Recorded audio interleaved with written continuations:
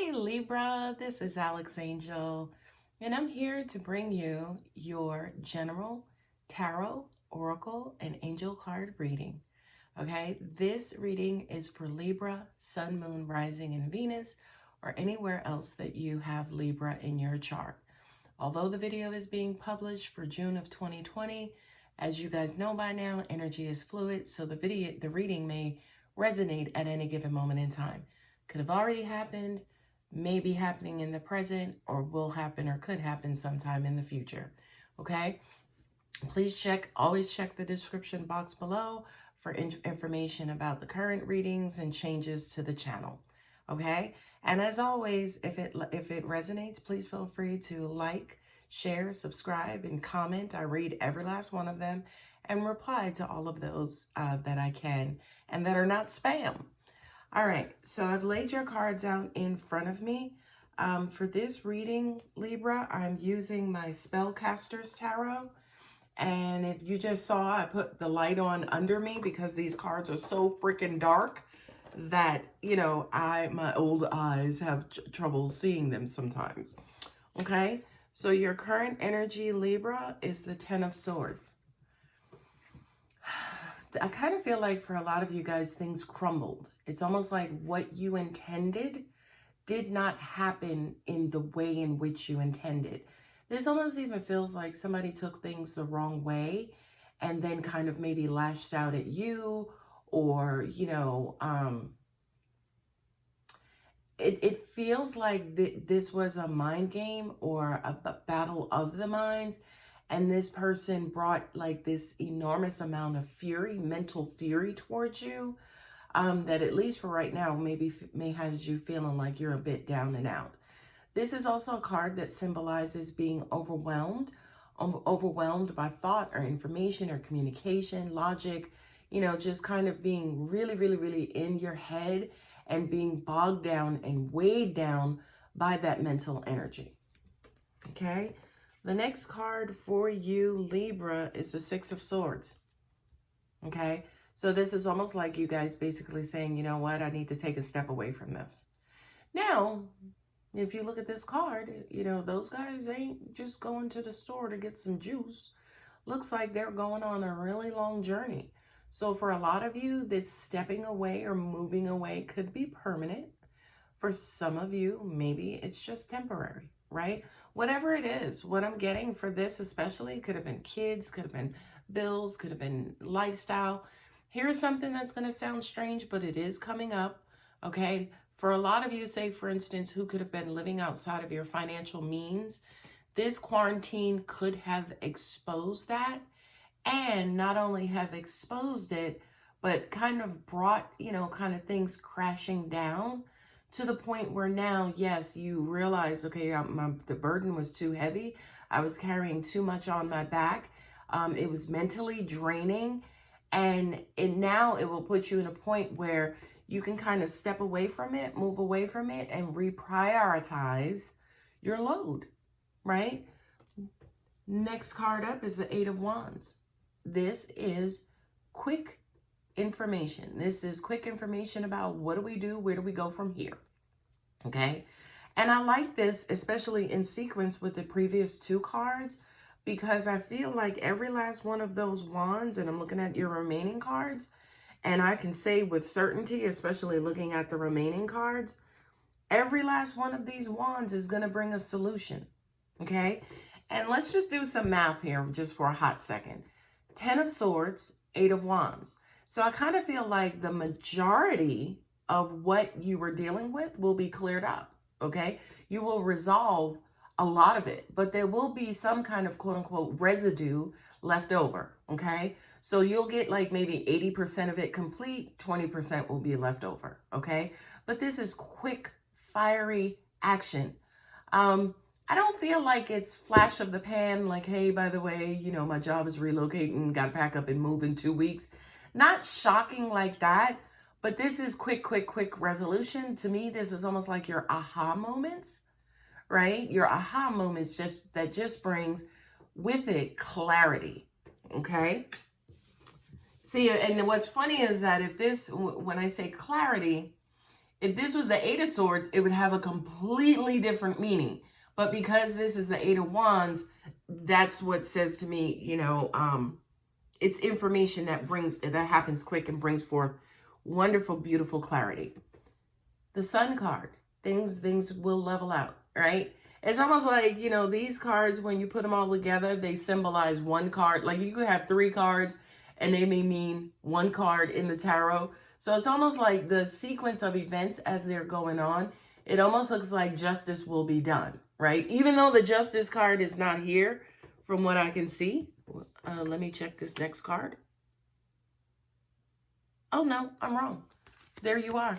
Wow, that's crazy. There you are with the Justice card, right? So it's kind of like, you know, things get fiery and they get really mentally exhausting and, you know, really mentally aggressive. And then everybody may decide, okay, let's just step away from it. Let's just give it a breather. Let's kind of focus on other things. And by focusing on other things, you kind of get the clarity. You get the clarity, right? And then, you know, kind of like the warmth and the reasonability and common sense returns back to you. And, you know, light is shown on your situation. Whereas, you know, maybe you were seeing things harshly in one aspect, but, you know, you've given yourself time. Now that you've given yourself time, you can look at it in a completely different way, in a completely different view. Okay. And by doing that, that brings forth justice. There you are in your own reading, Libra. Okay. So you bring forth justice, you level things out, you kind of get over this bump in the road, and things kind of return back to kind of business as usual. Now, when I say business as usual, I don't necessarily mean, because again, maybe 10 things happen, but you only resolved 8.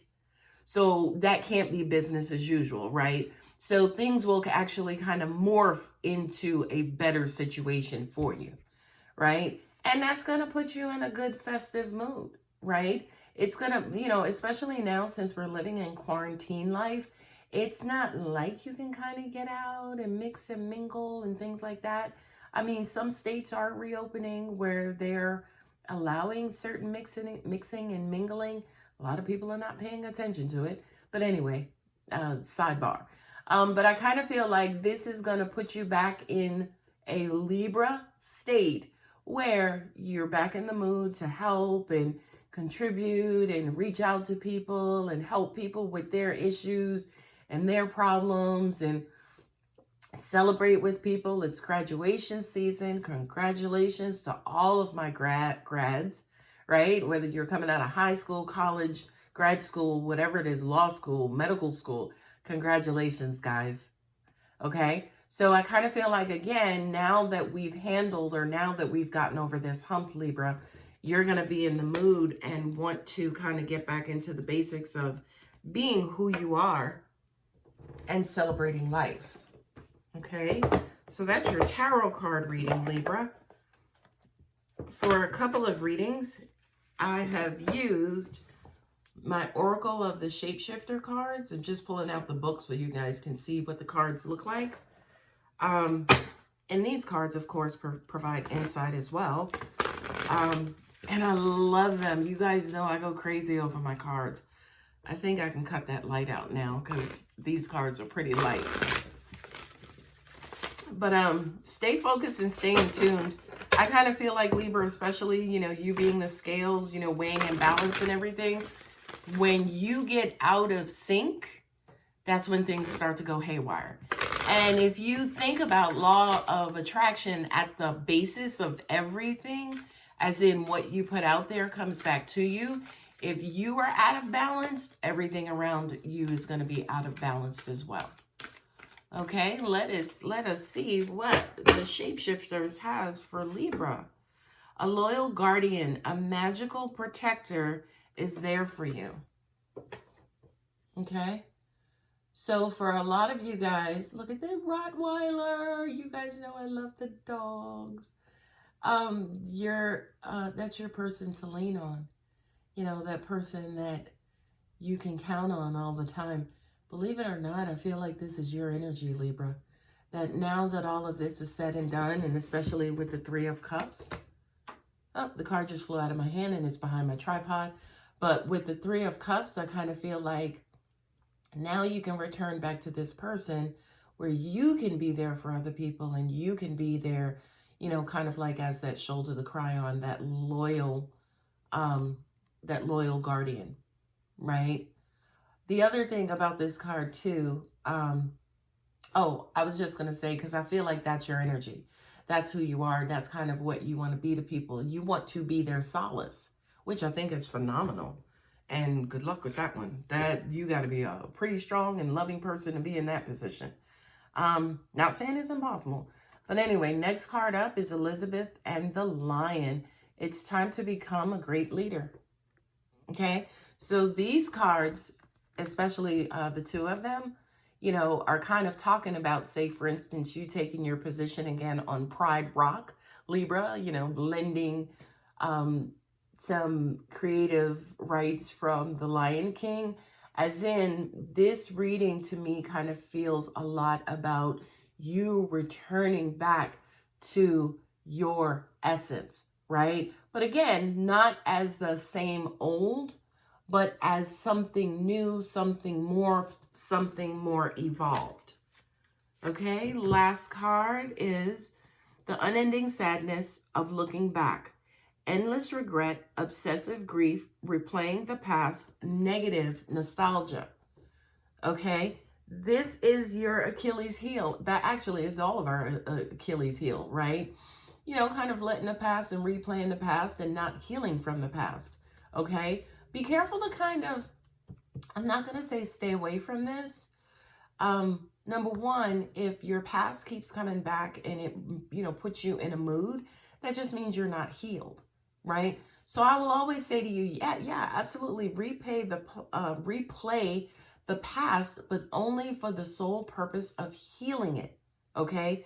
To just be thinking about it, to make yourself feel bad over and over and over and over, that's the definition of insanity, okay?